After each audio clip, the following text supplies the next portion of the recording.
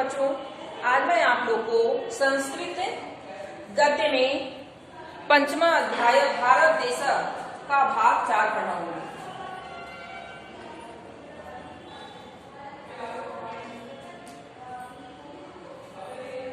पंचमा अध्याय भारत देश का भाग 4 पढ़ाऊंगी। भाग 1, 2 और 3 मैं पढ़ा चुकी हूँ इसके पहले वीडियो में। आइए हम देखते हैं भाग 4 में क्या बताया गया है भारत देश के बारे में।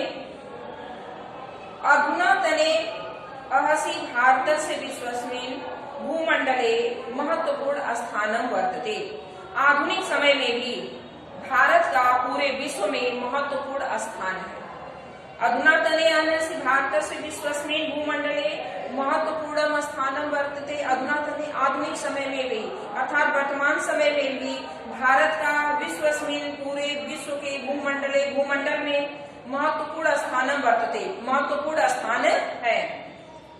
स्वकीय पारतंत्र श्रृंखलायां विभज्य अस्माभिः अपनी स्वतंत्रता की बेड़ियों से अलग होकर के अर्थात स्वतंत्र होकर के भारत सर्वेषां अपि पराधीन देशानां कृते सहायं उद्घोषितम्। जब भारत जो है अपनी स्वतंत्रता की बेड़ियों से आजाद हुआ तो वह जो है सभी पराधीन देशों को स्वतंत्र करने के लिए घोषणा किया कि हम जितने भी पराधीन देश होंगे उनकी हम मदद करेंगे। कस्यापि देशस्य प्रभुत्व सत्ता तस्य जनेषु एव निहितेति इति सुदृढ़ं सिद्धांतितम्। कि किसी भी देश की प्रभुत्व सत्ता जो है वहाँ के जनता में निहित होती है, यह सब लोग डोरी पीट करके कहते हैं या स्पष्ट सिद्धांत है। साम्यवादी देशानां पूंजीवादी देशांच वर्गात् पृथक स्थित्वा साम्यवादी और पूंजीवादी देशों से अलग होकर के विकसित नव स्वतंत्रतानां देशानां कृते ताटस्थ्य नीति प्रचारिता। साम्यवादी और पूंजीवादी देशों से अलग होकर के विकसित और नए स्वतंत्र देशों के लिए तटस्थ नीति का प्रचार प्रसार किए। तेषां च पृथक संगठन कृतम् और उनके लिए एक पृथक अलग से संगठन बनाए। यस्य जिसका प्रभाव विश्व राजनीतियां स्पष्टम अनुभूयते। विश्व की राजनीति में स्पष्ट रूप से दिखाई देता है। विकसित देशानां आर्थिक षड्यंत्राणां उद्घाटनं क्रियते। विकसित देशों के द्वारा आर्थिक षड्यंत्रों का उद्घाटन किए। श्वेतांगानां रंगभेद नीति विरुद्धं जनमतं सुदृढ़ीकृतम्। श्वेतांगों के प्रति अर्थात अंग्रेजों के प्रति रंगभेद की जो नीति बनाए थे, अंग्रेज कहते थे ना कि हम लोग गोरे हैं और भारतवासी क्या हैं, काले हैं, तो यह जो रंगभेद की नीति थी उसके विरुद्ध लोगों के जनमत को सुदृढ़ किए, मजबूत किए कि उनके प्रति हम लोग विरोध प्रकट करेंगे।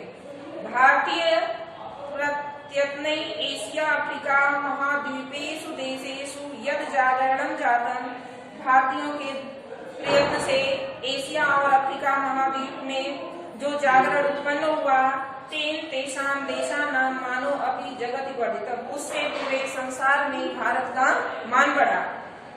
आधुनिक विज्ञान औद्योगिक यंत्राणि आदिनां नव ज्ञानानां क्षेत्रे महान विकासो भीता। आधुनिक समय में विज्ञान में और औद्योगिक यंत्रों आदि नए नए ज्ञान के क्षेत्रों में भारत महान विकास किया है।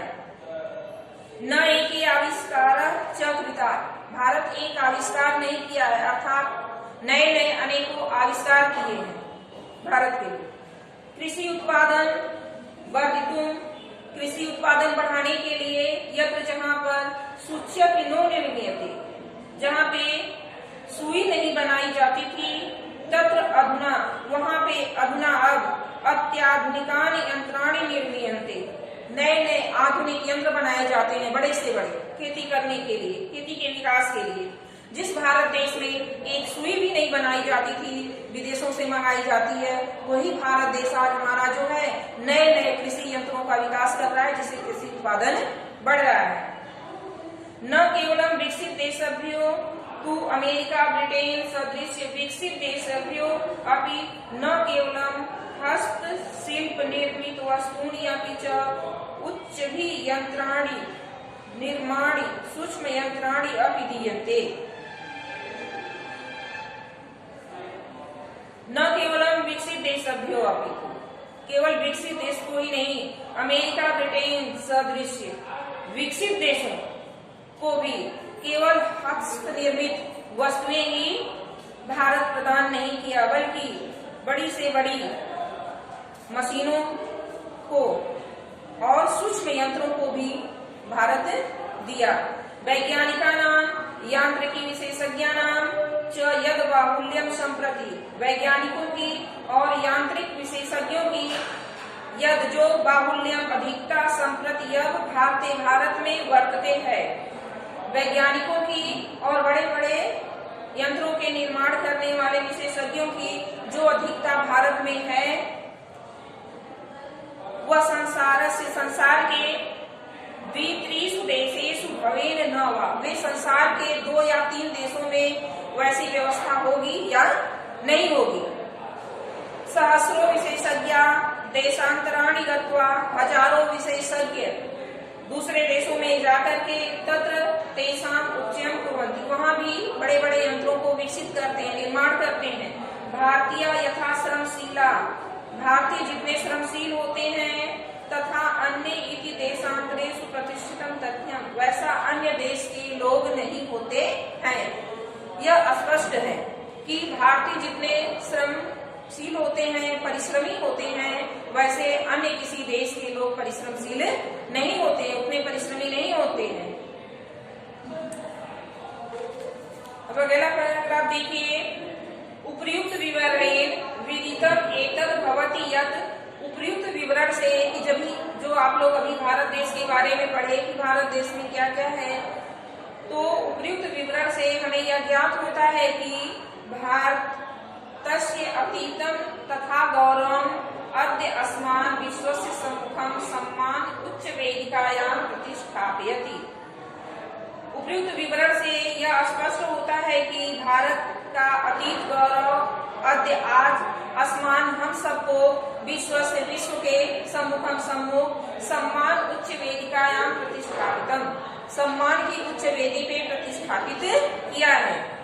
किंतु लेकिन केवलम अतीत गौरव तो भविष्य न एव निर्मातुं शक्नोति, केवल भविष्य के गौरव से ही भविष्य का निर्माण नहीं हो सकता, केवल भूत के गौरव से ही भविष्य का निर्माण नहीं हो सकता है। वर्तमान काले उपलब्धानां मानव संसाधनानां संपदां च सर्वोत्तम उपयोगो विधेयो, वर्तमान काल में भी उपलब्ध मानव संसाधनानां संपदां च सर्वोत्तम उपयोगो विधेय, मनुष्य को अनेकों प्रकार के संसाधनों का उपयोग करना चाहिए। एक जिससे विकास से गति प्रवर्धे, जिससे विकास की गति जो है बढ़े, जिससे हमारा देश आगे बढ़े।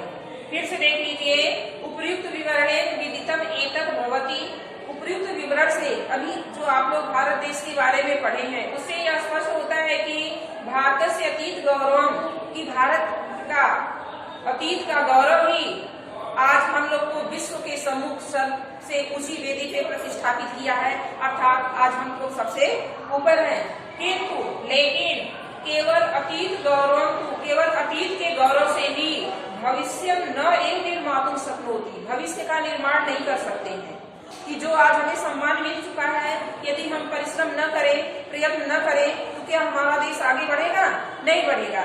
इसलिए केवल अतीत के गौरव से तो हमें सम्मान मिल गया है, भारत उच्च श्रृंखला पे स्थापित है, लेकिन यह अपना गौरव बनाए रखने के लिए हमें भविष्य में हमेशा प्रयत्न करना चाहिए। वर्तमान काले उपलब्धानां मानव संसाधनानां संपदां च सर्वोत्तम उपयोगो विधेयो एन विकासस्य गति प्रवर्धे। देखिए, वर्तमान काल में उपलब्ध मानव संसाधनानां संपदां च, मानव संसाधन और संपदा का सर्वोत्तम उपयोग करना चाहिए, एन जिससे विकास से गति प्रवर्धे, जिससे विकास की गति बढ़े, अर्थात भारत देश आगे बढ़े। संति कश्चित दुर्दमा समस्या या कथम अपि समाधेया, कोई भी कठिन से कठिन समस्या आए उसका समाधान करना चाहिए।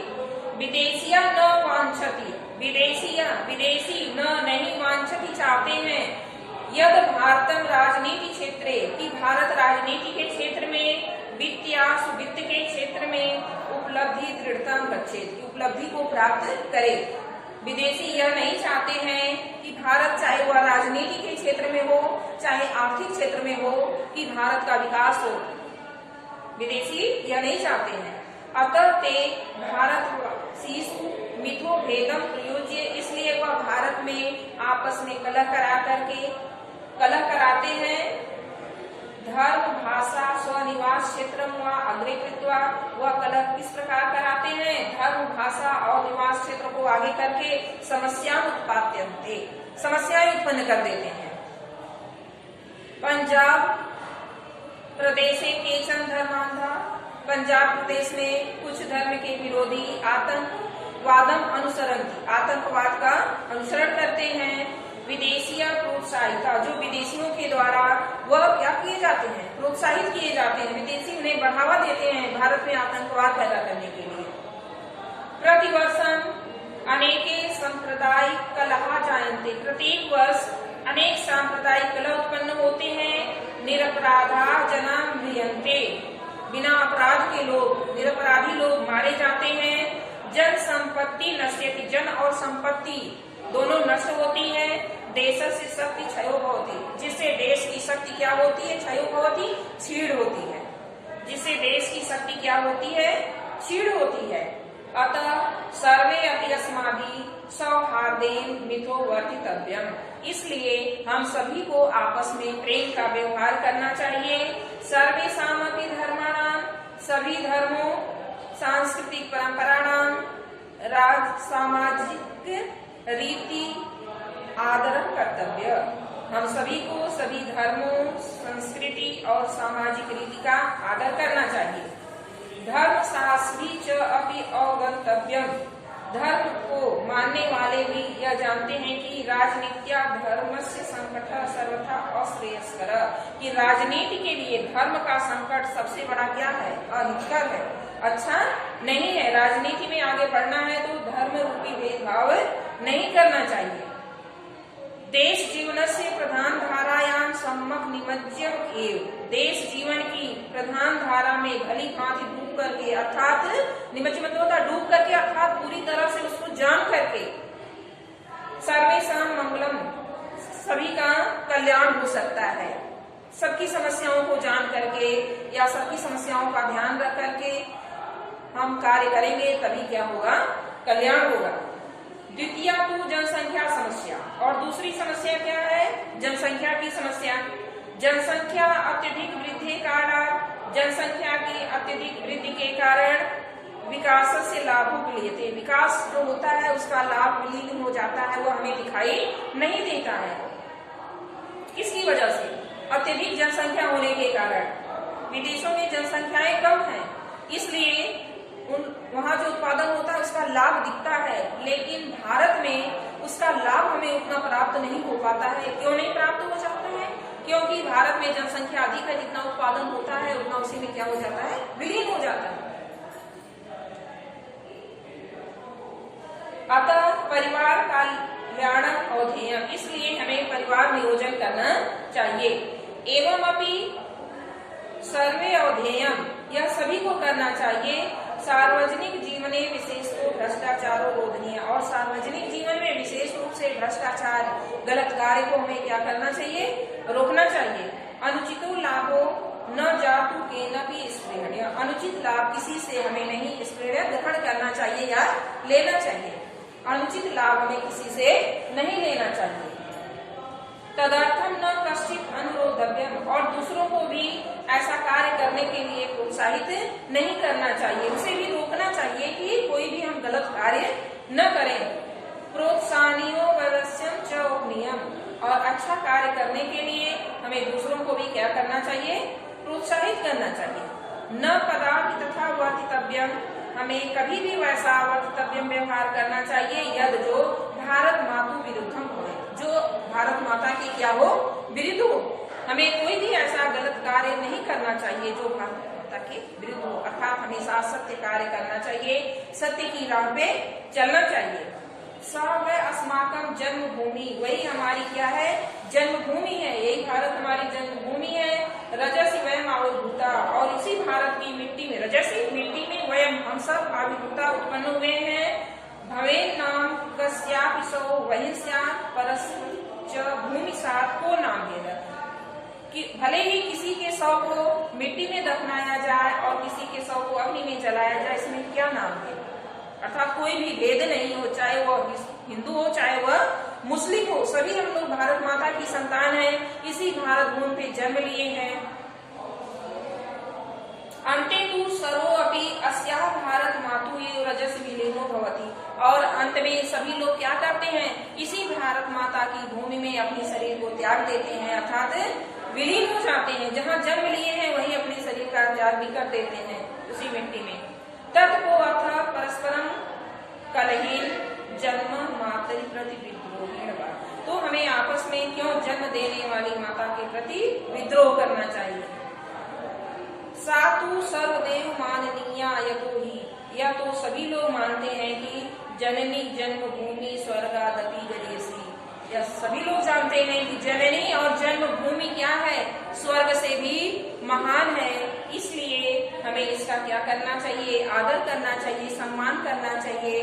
भारत में किसी के प्रति विद्रोह नहीं करना चाहिए, क्योंकि सब लोग भारत की मिट्टी में उत्पन्न हुए हैं और अंत में सभी लोग इसी भारत माता की रजत में विलीन हो जाते हैं।